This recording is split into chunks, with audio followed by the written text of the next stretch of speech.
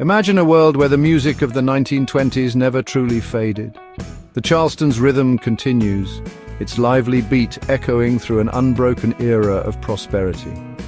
Flappers, symbols of a new feminine independence, keep pushing boundaries, their spirit undimmed by economic collapse. Optimism becomes the enduring anthem of a nation, a deep-seated belief in endless possibility.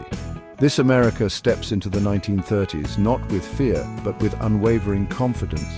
The parties continue, the laughter rings out. Cities in this alternate America gleam with an even brighter luminescence. Skyscrapers stretch ever higher towards the heavens. They are testaments to an economy that never faltered. Factory chimneys release plumes of smoke, evidence of bustling consumer industries. The dream of owning a new Ford, a modern refrigerator, or a magical radio set becomes a reality for an ever-expanding segment of the population. Life is good, life is modern. Even rural America might find itself sharing more equitably in this extended boom. Perhaps the devastating agricultural price collapses are averted. Farmers could see more stable incomes. New technologies might arrive to genuinely ease their labor. The stark divide between city and countryside could be narrower here. Communities could thrive, supported by a steady demand for their produce. This prolonged period of good fortune indelibly shapes the American character. In this world, without the great crash of 1929, Wall Street's frenetic energy might persist. The allure of speculation could still captivate many, yet without the catastrophic trigger of Black Tuesday, the financial system might avoid a total meltdown. Perhaps smaller corrections occur along the way. The market might experience gentle dips, but it always recovers. Confidence remains the bedrock of economic life.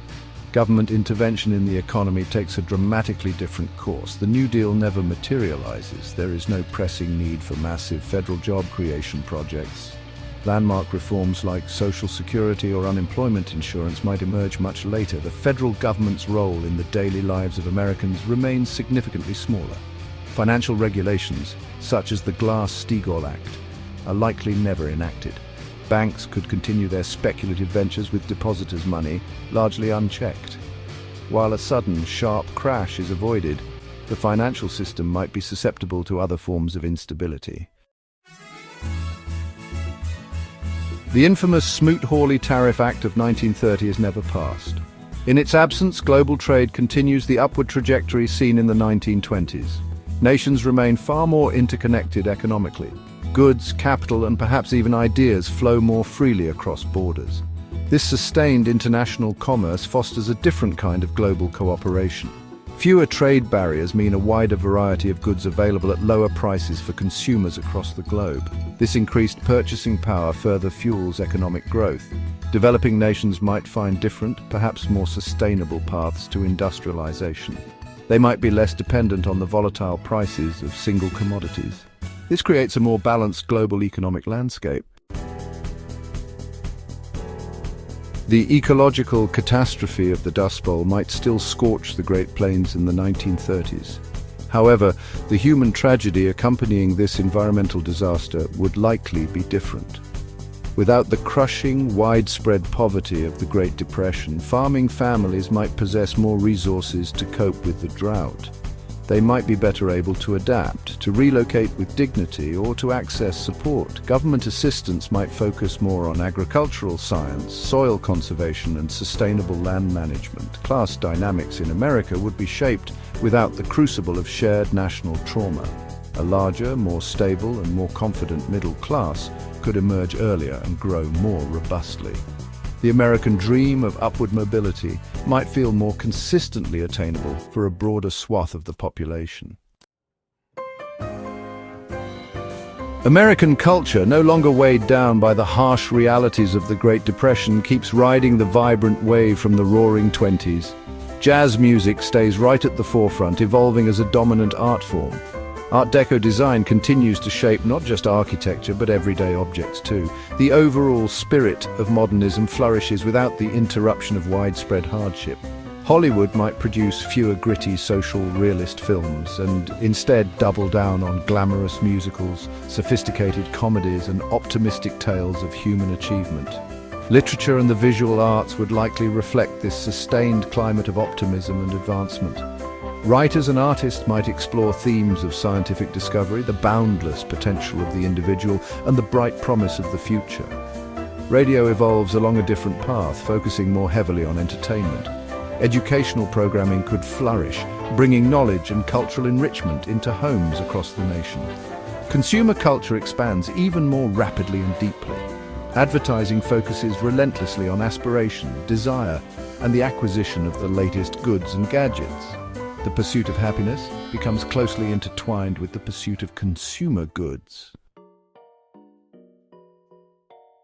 The political landscape within the United States likely remains more stable, less subject to the dramatic shifts caused by economic catastrophe. Franklin D. Roosevelt might still rise to the presidency. However, his agenda would be vastly different. Instead of being the architect of the New Deal, he might be remembered as a competent administrator of an era of sustained prosperity. His presidency would be less transformative, his impact less revolutionary. Around the world, extremist ideologies find significantly less fertile ground. Fascism in Europe might not achieve the same terrifying power or widespread appeal.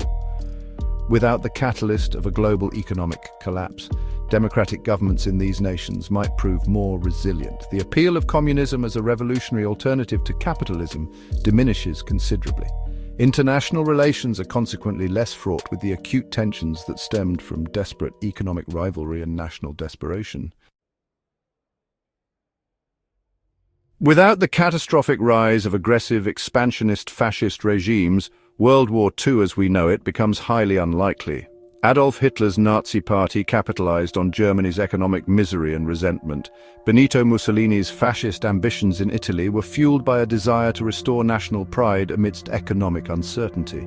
Imperial Japan's militaristic expansionism was also in part a response to economic pressures. Remove the depression and the primary drivers for these specific aggressions are significantly weakened. This does not necessarily guarantee a world perpetually at peace. Colonial empires still exist in the 1930s. Tensions between established great powers and rising nations over resources, markets, or geopolitical influence could still ignite conflicts. However, the scale, nature, alliances, and ultimate outcomes of such wars would be fundamentally different.